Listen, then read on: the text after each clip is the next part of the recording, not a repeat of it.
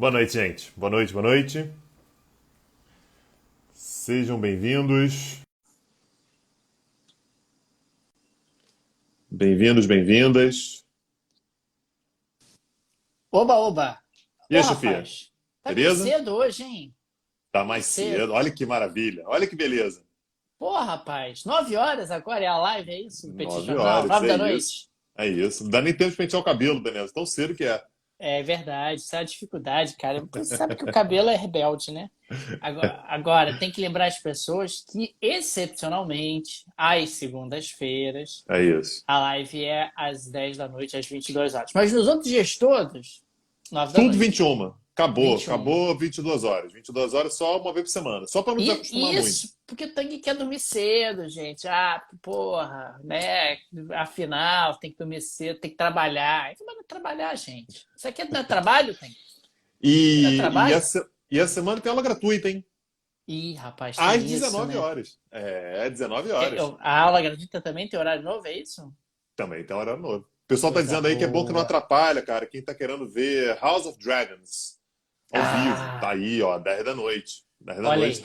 tá liberado aí. Também vai rivalizar menos com futebol, né, cara? Futebol também rivalizava muito, né, cara? É verdade. 9 horas, 9h40 tá acabando, pega o jogo de 9h30 ali, começando ainda. Pô, olha aí, coisa boa demais, Já né, melhora Tanguy? também. É verdade, é Ó, verdade. já chegou o primeiro selo aí, cara. E você ainda não botou a mensagem para as pessoas, cara. Eu não botei ainda porque você não me falou qual o número ainda, Daniel. Vai. 364. Bate-papo. Peraí. 4. Estão pegando os primeiros selos aí, tem que, a gente tem que agradecer as pessoas. E incentivar o pessoal a apoiar o Petit Jornal nessa live.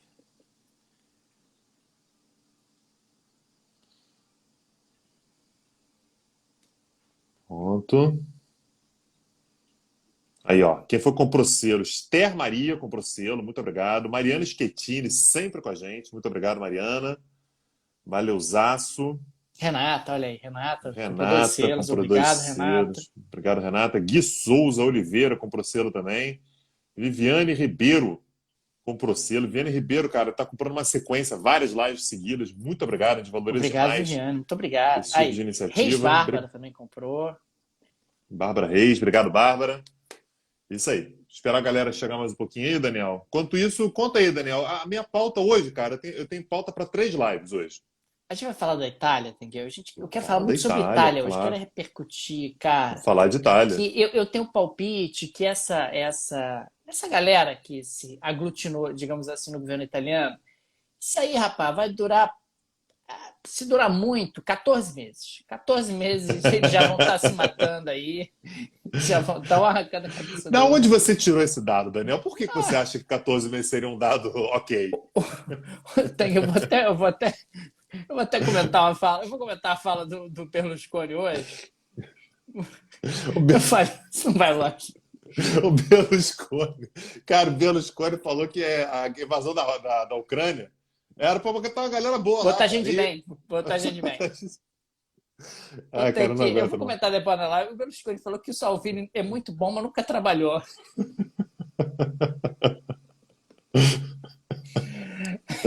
Ai, Cara, cara. essa, essa aliança vai durar, cara, vai durar 14 meses. É o teto, assim, sabe? Para o governo E cair. se der briga, mas se der briga entre o Salvini e o Berlusconi, só tem uma pessoa no mundo que é capaz de desfazer a briga, Daniel. Só uma. Só uma Quem? pessoa. Quem é Vladimir capaz? Putin. Vladimir Putin Ah, é parça dos dois. os dois Com uma gostam do Putin, ligação, né? com uma ligação ele resolve o problema, Daniel. Você não tem nenhuma dúvida disso. Ó, cara, Viviane, DP comprou 2 selos, muito obrigado.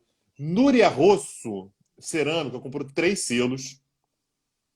Márcio Migon comprou 2 selos, brigadaço. Obrigado, Ih, mané. Márcio. Rapaz, Erdogan apareceu aí, ó, comprou um Pô, isso selo. é muito Tá perigoso, bom, cara. comprou um Isso é selo, perigoso porque demais, lá a rapaz. inflação está altíssima, comprou um selo só. É o que dava, tá certo. Thay Ribeiro Nails comprou um selo, obrigado. Carla Faro comprou selo também, obrigado. Nath Panzetter comprou 2 selos. Giorgio Luigi Rossi comprou um selo. A gente falou com ele, aliás, recentemente no restaurante, Daniel, lá no Largo no Jardim Botânico. Foi lá falar com a gente. Muito obrigado, muito gentil sempre. Gabriele GT comprou selo também. É isso. Bárbara Reis também. Estão perguntando onde eu estou. Vou deixar aberto aí, Daniel. Isso é segredo aí, rapaz. Segredo de Estado. Não, não É... sei se o pessoal fizer boas tentativas aí, eu revelo onde é que eu tô. E Pô, quem é o artista que pintou essa tela aqui? Vou deixar no coisa ar aí. boa aí. Coisa boa aí, Quem Tanguy. foi que assinou essa tela, essa belíssima tela que está aqui do meu lado? Olha aí. Carlos Aiza comprou selo também. Aleguto comprou selo, obrigado, Aleguto. GJOG 777 comprou selo também. Coisa boa. Valeu. É isso. Flávio LG Lopes comprou 3 selos, brigadão. É isso, a galera tá animada com os selos aí. Ó, se bater 200 aí a gente começa. O pessoal tá perguntando se é o Gustav Klimt, cara. Pô, podia ser, mas não é. QG do Podia Putin. ser. Você tá com o Putin, cara? Você foi Não tô, encontrar o cara. Putin? Não tô, Não? não tô. Inclusive, Zelensky, então. inclusive está calor aqui. Não tô Você foi nem fazendo encontrar nem com o conta. Zelensky? Também não. Não, tá errado. Errou as duas aí. Entendi. Na casa de algum Onde, oligarca. onde você Pode tá, ser. o gás tá caro? Onde você tá? O gás tá caro? Rapaz, você tá perguntando se eu tô no planeta Terra? Sim, tô no planeta Terra. Tá O gás caro. tá caro, o gás tá Em caro. qualquer lugar tá caro. Casa da sogra aí, pronto, acertou já. Tô na casa da sogra. É isso. Coisa boa.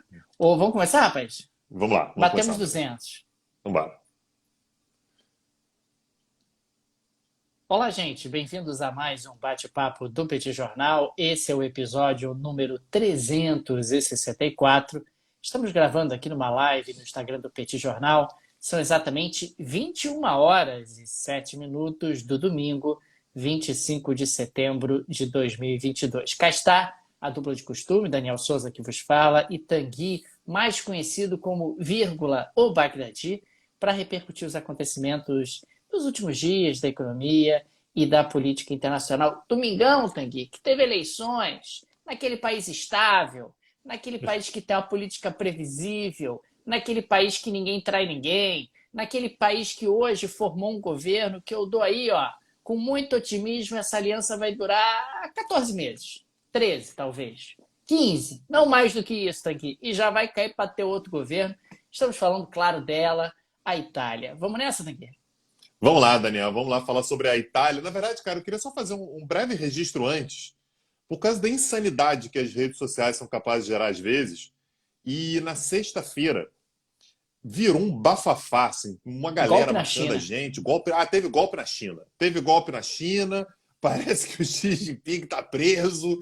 Parece que os militares se emputeceram, sei lá o que aconteceu. Telefone Aí, sem Daniel, fio, Tanguy, que chama isso. Aí eu fui procurar da onde vinha e encontrei qual era a fonte primária. Né? A fonte primária, Daniel, era um perfil do Nepal, um perfil do Nepal, que tem 6 meses de vida, ou seja, foi criado 6 meses atrás com 400 seguidores. E aparentemente esse perfil do Nepal, com 400 seguidores, 6 meses de existência, sabia o que estava acontecendo, que teve um monte de voo cancelado e tal, que o Xi Jinping, porra, tá preso, morreu, sei lá o que ele fez, enfim, esse tipo de coisa maluca aparece na rede social. E hoje tinha gente me perguntando aí, pô, mas eu vi na sexta-feira que teve, e aí, como é que vai ser? Teve nada, tá, gente? Absolutamente nada, um dia como outro qualquer na República Popular da China. Então, eu acho que já bota aí no início da live, Daniel, e a gente já passa para o próximo assunto. De fato, tivemos eleições italianas hoje, e pelas pesquisas de boca de urna, Daniel, foi mais ou menos, enfim, o resultado naturalmente vai ser apurado, mas vai ser mais ou menos aquilo que a gente tinha anunciado na semana passada. Né? Eu lembro que a gente falou sobre isso na quinta-feira. Então, na quinta-feira, o cenário que a gente trouxe era que a coalizão da direita ela deveria, né, ela provavelmente abocanharia um percentual de votos aí acima de 40%.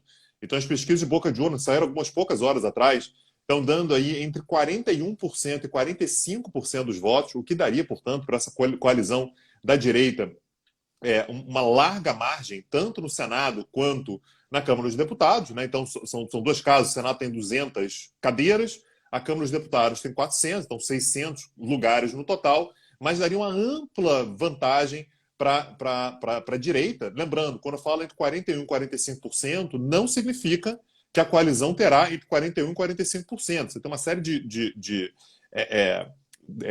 contas que você faz e que vai dar para essa coalizão da direita uma larga vantagem. Né? Então vai ser bem mais do que a maioria, e quem deve ser, muito provavelmente, a primeira-ministra, então vai montar o governo a partir de agora, vai ser a Giorgia Meloni. Giorgia Meloni é a líder do Fratelli d'Italia, né, ou Irmãos da Itália, que é o partido que dentro dessa coalizão, provavelmente vai amealhar a maior quantidade de votos. São estimados entre 25% e 29% dos votos para o Fratelli d'Italia. Aliás, perdão, entre 22% e 26%, Daniel. Entre 22% e 26% para o partido da Giorgia Meloni. Em segundo lugar, veio a coalizão da centro-esquerda, né, liderada pelo Partido Democrático, que aparece com 25,5% a 29%. Enfim, então não vai nem fazer cosquinha, né? Lembrando, a coalizão da centro-direita vai ultrapassar facilmente os 40%. Isso faria, portanto, da Giorgia Meloni a primeira-ministra mulher da história da Itália e nada menos, Daniel, do que o 68º governo desde 1945. Né? Então, em 77 anos, a Itália vai chegar agora, portanto, a 68 governos. É por isso que o Daniel fez a aposta engraçadinha dele de que esse governo vai durar 14 meses. É a média, 13, 14, a média mais ou menos essa. Quando o governo italiano chega ali a 15 meses, Daniel, já é anomalia, já é um negócio assim que, porra, ninguém esperava. E aí tem um detalhe macabro na coisa toda, Daniel. O Fratelli d'Italia, esse partido que, enfim, é o mais votado na Itália nesse exato momento, é um partido que tem 10 anos, ele foi criado em 2012, e desde o início, Daniel, ele sempre foi muito elogioso ao senhor Benito Mussolini. Aí, ultimamente, Daniel, para disputar a eleição, o Fratelli d'Italia falou Pega assim, mal, não né? é que a gente não é que a gente seja fascista, a gente é conservador, mas é aquele negócio, Daniel, que você não consegue se segurar, né? Então a militância do partido mais próxima e tal fala abertamente, assim, que o Mussolini foi um grande líder e tal. E aí, Daniel, eu fui puxar os dados aqui, e o Mussolini ascendeu ao poder na Itália no dia 31 de outubro de 1922, ou seja, falta um mês e uma semana para completarem 100 anos da chegada de Mussolini ao poder. Depender aí, Daniel, da demora, negociação, cargo para cá, cargo para lá, é capaz da Giorgia Meloni assumir o cargo de primeiro-ministro oficialmente, né, enfim, possada e tal, muito próximo da data que o Mussolini o fez 100 anos atrás, Daniel. Ô, Tanguy, isso é no mínimo assustador, né? Quando a gente observa esse tipo de coincidência e, claro, a ascensão do grupo político que está chegando ao poder na Itália neste momento. E, claro, e eu fiz até uma provocação há pouco, Tanguy, destacando que esse grupo não deve durar muito tempo e tal, porque são três partidos que almejam ali uma centralidade política que não terão nesse governo, digamos assim, dividido. O próprio Silvio Berlusconi soltou uma declaração nesse contexto, destacando que Matteo Salvini é um cara ótimo e tal, mas nunca trabalhou, né? Destacando que ele, Berlusconi, seria um trabalhador, seria um self-made man, que seria algo completamente diferente desse povo aí da Liga Norte, esse povo aí do outro partido da Liga Norte. Quer dizer, quando você começa a ter esse tipo de comentário entre as lideranças do próprio grupo, você já imagina que não vai longe, né? Esse tipo de articulação, esse tipo de aliança entre o Fratelli d'Italia, o Força Itália e a Liga Norte, que agora estão compondo, tudo indica, o novo governo italiano nos próximos meses. Eu repito a aposta, acho que esse grupo vai ficar no poder no máximo aí, Tanguy, 13, 14 meses, aí vai cair. E aí vai ser substituído por outro e a normalidade se manterá na Itália. Não, e também, assim, ver como é que o Berlusconi, do Forza Itália, e o Salvini, da Lega Norte, vão se comportar como coadjuvantes, como coadjuvantes, enfim, a Não protagonista vão da se história comportar toda vai bem, ser com certeza. a Giorgia Meloni, assim, ela que vai ser a primeira-ministra, né? É ela que é do partido mais votado. Como é que funciona isso? E lembrando que as coisas na Itália são profundamente dinâmicas. Outro dia, o Movimento Cinco Estrelas era um partido da direita, uma direita, enfim, uma extrema direita, talvez, em determinadas pautas, e era disparado o partido mais votado. Hoje é um partido que, né, nessa estima-se que tem ali entre 13% e 17%, talvez, nessas eleições que aconteceram hoje, mais uma vez, depende da apuração toda e tal, mas o Movimento Cinco Estrelas entre 13% e 17% identificaram com pautas da esquerda. Né? Então, as coisas na Itália são profundamente dinâmicas. Então, assim, muito provavelmente as rachaduras vão aparecer em algum momento, só que a gente não tem como saber quando, né? Enfim, Berlusconi, Salvini, naturalmente vão esperar uma posição de uma força. E, Daniel, vou repetir o que eu falei aqui em off. Se tiver aí alguma treta entre Salvini e Berlusconi, quem vai ter que fazer uma ligação aí para apaziguar os dois vai ser Vladimir Putin, né? Que tem uma ótima relação com os dois. Aliás, os dois são admiradores e amigos pessoais do Vladimir Putin. O Berlusconi foi aquele rapaz que disse que Vladimir Putin invadiu a Ucrânia para botar um povo de bem em Kiev, não é isso? Daniel, porque estava bagunçada a Ucrânia. E aí tava precisando de ajuda. Ajuda, porra, oferecer uma ajuda. As pessoas, invasão. Mas o Berlusconi estava explicando que não é questão de invasão. É questão de ajudar a botar uma galera mais decente lá no governo de Kiev. Era isso. Otegi, vamos mudar de assunto? Vamos falar agora um Vamos. pouco sobre o grande tema econômico da sexta-feira, que foi Dona Liz Truss. Liz Truss, a gente tem falado sobre ela aqui no Petit Jornal, assumiu como primeira-ministra do Reino Unido tem poucos dias. Aliás, ela assumiu 2 dias antes do falecimento da rainha Elizabeth II. E agora, tendo passado aí todo o trâmite de luto, o Reino Unido vai aos poucos voltando ao seu funcionamento normal. E na sexta-feira ela anunciou o maior corte de impostos dos últimos 50 anos do Reino Unido. Boris Johnson sonhava ser Winston Churchill e a Liz Truss sonha em ser Margaret Thatcher. Eu tenho a desconfiança que os dois fracassarão pesadamente nesse objetivo, nesse Um já intento. fracassou, né? Um já foi. Um já foi. Embora ele tenha ali a expectativa de algum momento voltar, mas Tanguy não vai conseguir ser o Winston Churchill, assim como Liz Truss não vai conseguir ser Margaret Thatcher. O fato é que ela fez realmente um corte de impostos, um pesado corte de impostos na última sexta-feira. Nós estamos falando de uma redução da alíquota máxima de imposto de renda de 45% para 40%, reduções nos impostos também pagos na compra de imóveis e o cancelamento de um aumento planejado em impostos na área comercial. Na prática, o governo do Reino Unido está abrindo mão de 45 bilhões de libras de receitas ao longo dos próximos 5 anos. Resultado desse anúncio, o Reino Unido experimentou uma expressiva desvalorização da libra. A moeda britânica atingiu o seu menor patamar em relação ao dólar desde 1985. Fora isso, o mercado também reagiu muito mal ao pacote da Liz Truss, com um aumento significativo dos juros pagos, ou melhor, cobrados pelo mercado para refinanciar a dívida britânica. A dívida britânica agora já está num patamar quase 4 vezes superior em termos de juros que estava no início desse ano, e a Liz Truss não conseguiu aí efetivamente ter uma boa recepção no que diz respeito ao seu pacote. Até porque ela também está anunciando aumento de despesas, está anunciando aumento de despesas através do congelamento das tarifas de energia e também da concessão de outros auxílios aos consumidores britânicos, e a conta não fecha. Você está cortando impostos, aumentando gastos, e você vai aumentar o endividamento do governo britânico, é claro que isso não vai dar bom. Isso não vai ser uma situação absolutamente sustentável. Me parece que o mercado está exatamente com a mesma percepção, Tanguy, que nós estávamos quando falamos sobre Liz Truss lá atrás. O mercado não está entendendo onde ela quer chegar. Qual é o seu plano? Qual é o seu plano? Onde você quer chegar com isso? Você está cortando impostos, está aumentando gastos. Qual é o seu objetivo com isso? Quer dizer, qual é o plano, qual é o projeto?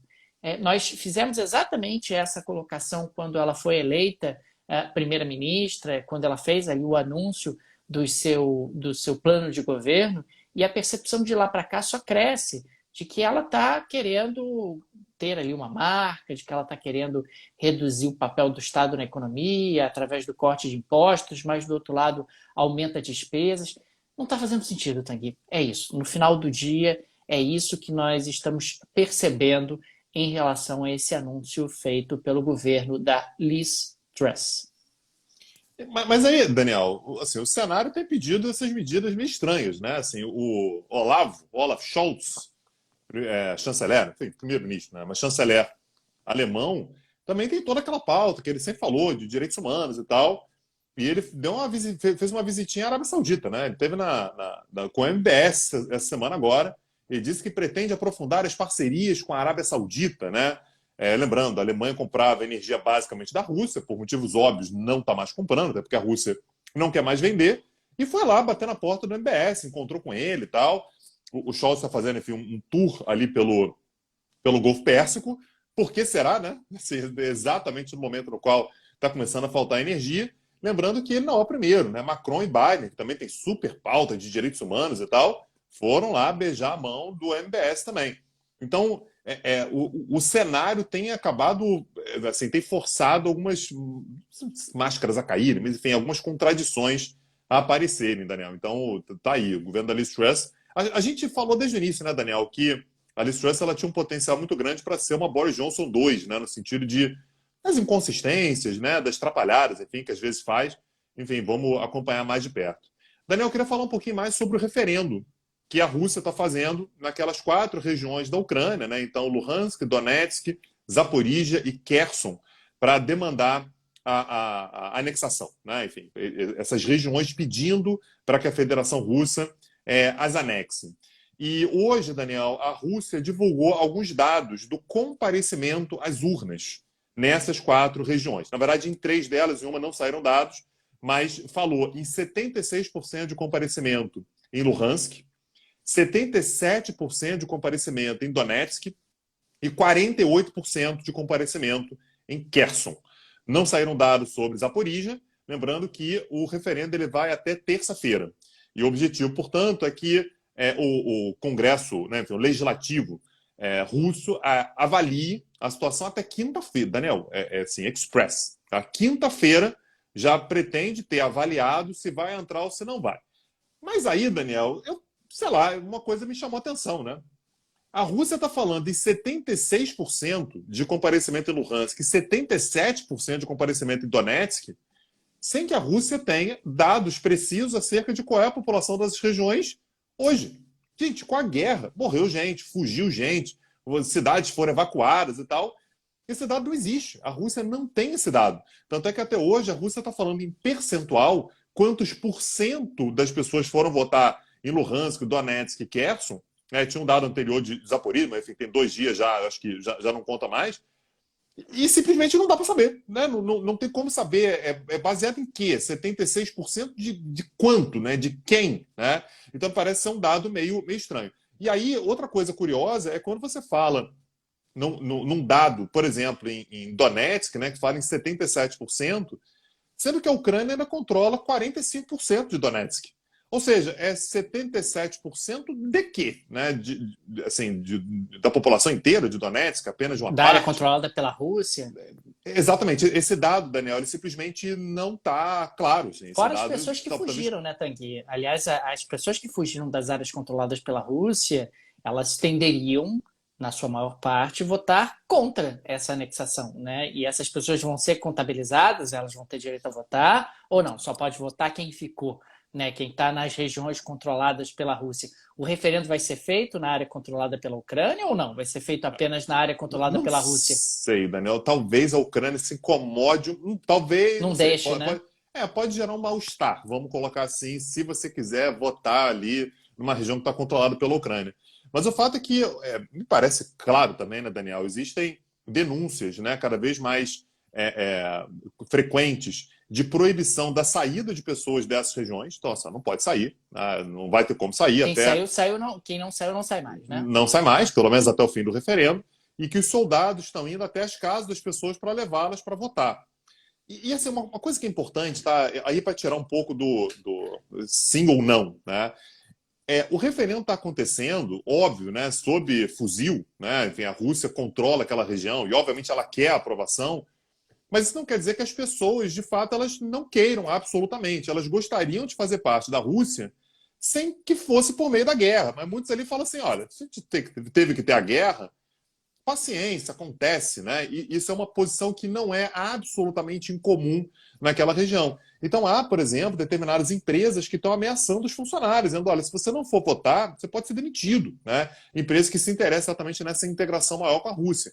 E, por outro lado, você tem uma galera absolutamente escandalizada com o que está acontecendo. Foi um referendo absolutamente estranho na maneira pela qual foi feito, na pressa com a qual foi organizado. Não tem cabine de votação, né? As pessoas estão votando ajoelhado na frente de um banquinho ali, com todo mundo olhando o que você está votando. É óbvio que a votação vai ser muito largamente favorável à Rússia, que talvez até fosse no referendo feito de maneira correta. Né? Só que a gente nunca vai saber. Né? A gente simplesmente não tem como saber. Naturalmente, no referendo feito de forma correta, provavelmente, possivelmente, não vou dizer provavelmente, mas possivelmente seria pró-Rússia, mas talvez com um percentual muito menor de distância. A Rússia arrumou alguns observadores, né? Então tem um italiano, por exemplo, um cara chamado Elisio Berlioz, que disse que, olha, não tem nada de errado acontecendo, é plena democracia, tá tudo certíssimo o que está acontecendo, é transparente, é ok, está correto. E tem um francês também que está lá também dizendo, olha, eu estou observando aqui, para mim está na mais absoluta normalidade o que está acontecendo nesse referendo, e, portanto, esse referendo seria, segundo eles, legítimo, Daniel. Tanguy, fica aqui o registro de que o presidente francês Emmanuel Macron destacou que a França vai conseguir passar o inverno sem qualquer tipo de racionamento, contando o que todos façam a sua parte. Ou seja, contando que todos economizem aí pelo menos 10% do seu consumo de energia em comparação ao mesmo período do ano anterior. Lembrando que nós estamos falando de um momento onde uma série de cidades francesas já tem apagado monumentos públicos com o objetivo de dar o exemplo, com o objetivo de incentivar a redução no consumo de energia. Me parece que o Macron está tentando passar ali uma tranquilidade e tentar, ao mesmo tempo, convocar os franceses a ter um comportamento mais econômico do ponto de vista energético e torcendo para, quem sabe, a gente conseguir enfrentar esse inverno sem qualquer tipo de apagão, sem qualquer tipo de racionamento, apenas com uma redução consciente e voluntária do consumo de energia. Lembrando que outras medidas também foram anunciadas, como a redução da calefação no inverno nos edifícios públicos. Então, você não vai aumentar tanto a temperatura nos edifícios públicos como maneira também de economizar energia. E um outro ponto que me chamou a atenção, que a Espanha anunciou o aumento de envio de gás para a França e para a Itália, através dos gasodutos que já existem. A Espanha, inclusive, tem sinalizado a possibilidade de construção e ampliação dessa rede de gasodutos que liga a Espanha com os dois países, né, com a França e com a Itália. E essa oportunidade, inclusive, ela foi perdida lá atrás. Né? Lá atrás, a Espanha já tinha sinalizado essa possibilidade, houve muita resistência por parte, principalmente, da França, e, consequentemente, hoje não existe uma capacidade exportadora de gás da Espanha em direção à França e à Itália como poderia existir. É sempre importante lembrar que, na prática, a Espanha reexporta o gás que ela compra da Argélia e do Marrocos, o que sempre dá também uma receita à Espanha, um direito de passagem, como acontece na própria Ucrânia. Né? O gás exportado pela Rússia passa pela Ucrânia antes de chegar em outras nações europeias, e a Ucrânia sempre teve direito ali a um pedágio, a uma receita pelo direito de passagem. Então, acho que vai avançar, Tanguy, dentro desse contexto onde os europeus querem diversificar ao máximo as suas fontes fornecedoras de gás natural. Finalmente teremos aí uma ampliação da rede de gasodutos, uma ampliação da capacidade de transporte de gás da Espanha em direção à França e à Itália e possivelmente, quem sabe, chegando também à Alemanha, ampliando até a Alemanha essa rede de novos gasodutos. Beleza. Daniel, eu queria falar um pouquinho sobre a relação entre Estados Unidos e China nessa semana de Assembleia Geral. Né? A Assembleia Geral começou na semana passada, né, na terça-feira, enfim, com os discursos. A gente comentou bastante sobre o discurso do Bolsonaro, falamos sobre a fala inicial, né, do Antônio Guterres, discurso do Biden e tal. E eu falei, inclusive, sobre o discurso do Lavrov, né, que aconteceu na última quinta-feira. E no sábado, Daniel, aconteceu o discurso do embaixador, chanceler, né, chinês, né, do ministro das Relações Exteriores da China, o Wang Yi, na Assembleia Geral. E nesse discurso, Daniel, mais uma vez ele falou que a China apoia todos os esforços que possam conduzir a uma solução pacífica da crise na Ucrânia. Lembrando, a China é um país que não critica, publicamente pelo menos, a Rússia diretamente por conta da invasão, mas também não passa pano. Também não fala assim, tá certo, veja bem, não é isso tudo e tal. A China está preocupada com isso, a gente vem falando sobre isso aqui o tempo todo. Então, o Wang Yi, né, mais uma vez, o ministro das Relações Exteriores da China, falou também sobre a necessidade de construção de uma arquitetura de segurança balanceada, efetiva e sustentável.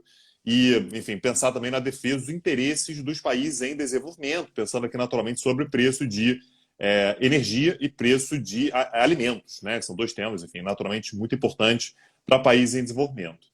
E aí, depois disso, né, o Wang Yi se encontrou com Blinken, né, com o secretário de Estado dos Estados Unidos, né, o Anthony Blinken, que é, na prática, o chefe da diplomacia, né, seria o equivalente a também o ministro das Relações Exteriores dos Estados Unidos.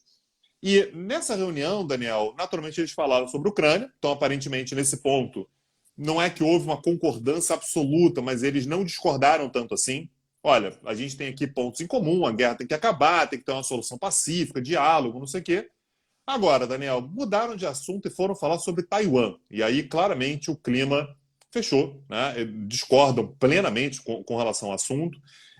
E durante essa reunião, na verdade, os dois saíram dessa reunião com visões completamente diferentes, com declarações completamente diferentes. O Blinken disse que a manutenção da paz e da segurança de Taiwan é um assunto vital.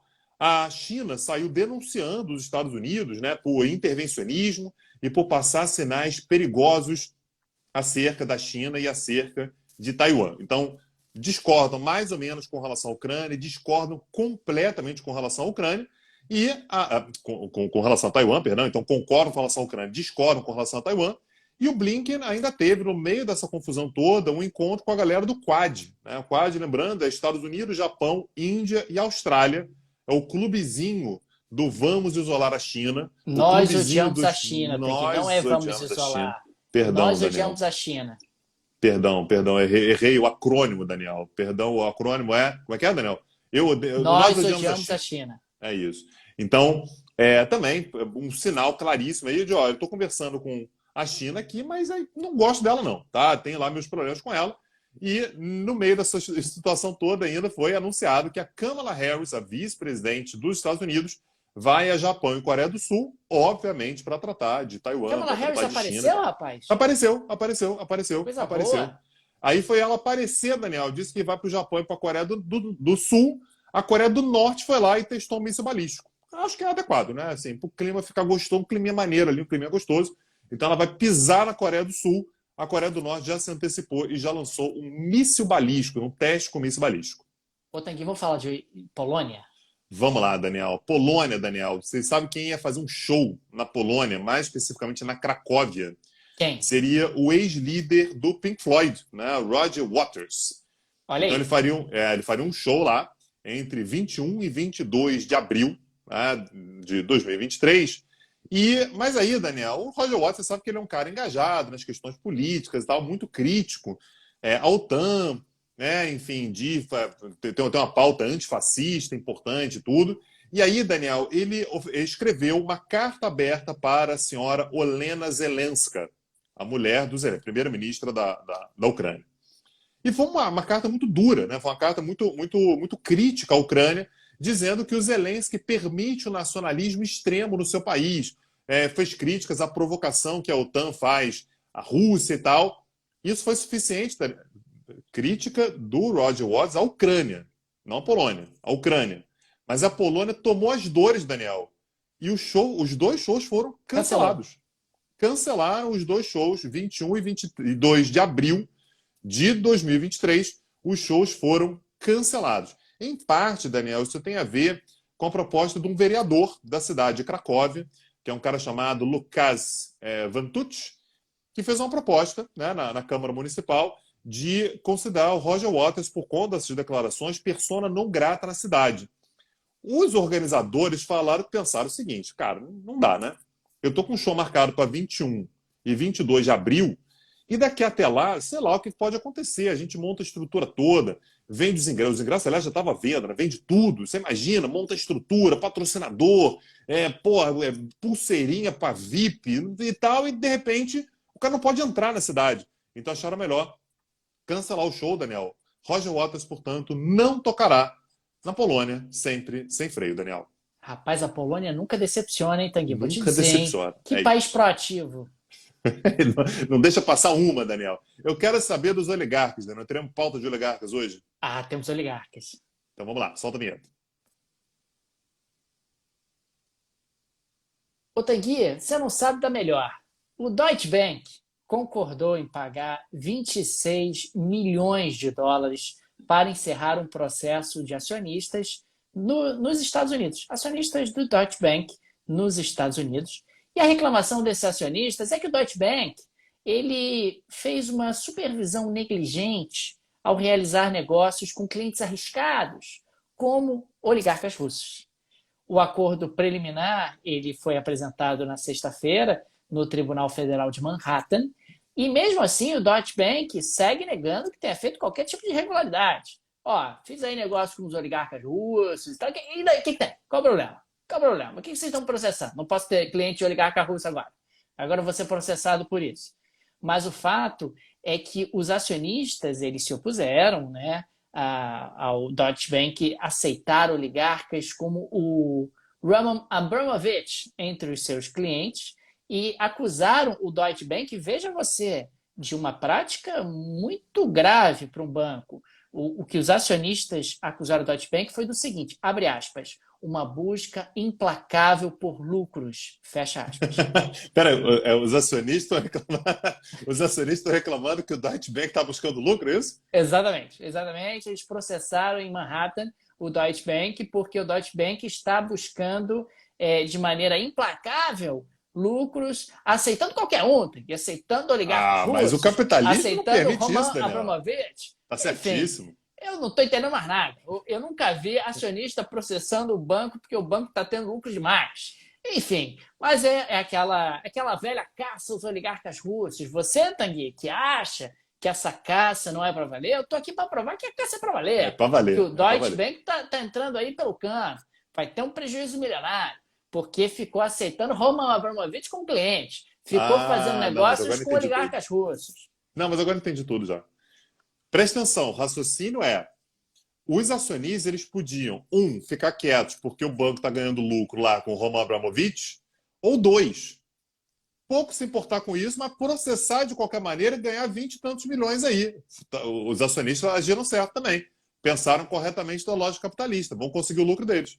Você está sugerindo, então, que esses acionistas vão ganhar como acionistas, porque o lucro vai ser bacana, e, ao mesmo tempo, vão ganhar porque processaram o banco. Talvez. Estou pensando aqui que talvez, tá? Com as informações que você me trouxe. Mas eu não tenho como afirmar nada. Não quero ser processado também.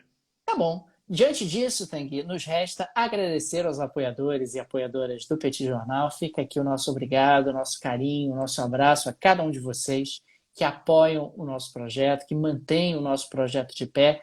Vocês são absolutamente fundamentais. E fica também o convite para quem ainda não é apoiador, para quem ainda não é apoiadora do Petit Jornal se tornar. No descritivo desse áudio, desse vídeo, você vai ver várias alternativas. Tem a plataforma da Aurelo, que, aliás, está dobrando o primeiro apoio dos novos apoiadores nesse mês de setembro. Tem o Patreon, para o pessoal que vive no exterior. E tem a alternativa de fazer um Pix ou PicPay para apoiar o Petit Jornal. Quem nos ouve no YouTube tem também um botãozinho lá, o Valeu, que você aperta, escolhe uma contribuição e apoia o Petit Jornal. E não se esqueçam, nessa próxima terça-feira, 27 de setembro de 2022, às 19 horas, 7 horas da noite, teremos mais uma aula gratuita no YouTube do Petit Jornal. E quem ainda não assina, vai lá e assina o YouTube do Petit Jornal. Tanguy, a aula será sobre o que mesmo? A aula será sobre as organizações africanas. Havia um clamor, né, Daniel, para a gente falar sobre o continente africano. Era um desejo antigo que a gente tinha também. Então a gente vai começar a falar sobre a África. Na primeira vez que a gente vai falar no Petit Curso sobre a África especificamente, vai ser sobre as organizações africanas. Então a gente vai ter oportunidade para falar sobre toda a estrutura institucional que os países africanos têm para construir uma espécie de sistema africano, de nações, enfim. Então uma aula interessante para quem se interessa pelos assuntos do continente. Isso vai dar, portanto, base para que a gente possa desenvolver em outros momentos outras atividades no Petit Cursos sobre o continente africano. Então, mais uma vez, acessa lá peticursos.com.br e já bota na agenda, né? Depois de amanhã, lembrando, a gente está gravando esse episódio aqui no domingo, dia 25 de setembro, depois de amanhã, portanto, na terça-feira, dia 27, no horário novo, às 19 horas, normalmente a aula era 21. A partir de agora vai ser às 19 horas, a aula gratuita do Petit Cursos, lá no YouTube do Petit Jornal. Acessa lá que eu tenho certeza que você vai curtir. Daniel, um abraço, valeu, até a próxima. Tchau, tchau. Pronto, chefia. Começamos a Coisa semana, hein? boa. Coisa boa, rapaz. Começamos Olha a aí. semana, beleza. Tudo certinho. Olha Léo aí. Santana. Léo Santana comprou selo aí também, Daniel, a Obrigado, 3901. Léo Santana. Rapaz, uma Obrigado. galera comprou selo aqui também. Obrigado demais. IKR Paz comprou selo, obrigado. Obrigado. Gesiel, com 3 L's, comprou selo também, muito obrigado, valeu. Quem mais? É isso, o pessoal está perguntando do horário aí. Vai ser sempre, a live vai passar a ser sempre 21 horas a partir de hoje, com exceção de segunda, temporariamente, que vai se manter às 10. Então, segunda-feira, 10 horas, todos os outros dias, 21 horas. Sempre. Num horário um pouco mais civilizado do que era até aqui. Guia Dantas comprou selo também. Valeu, valeu demais. Quem mais? Foi isso, cara. Acho que o resto a gente agradeceu. Viviane, DP, a partir daqui a gente agradeceu. Se a gente tiver pulado alguém aí, obrigado, obrigado pelos selos. Vocês ajudam demais comprando selos. E é isso. Vamos para uma pergunta respondida. Pô, não sei, não tem pergunta? Eu vi que o pessoal perguntou do horário aqui. Enfim, Muito bom. é isso. Daniel, boa semana. Pessoal, boa semana para vocês. Valeu, até a próxima. Tchau, tchau.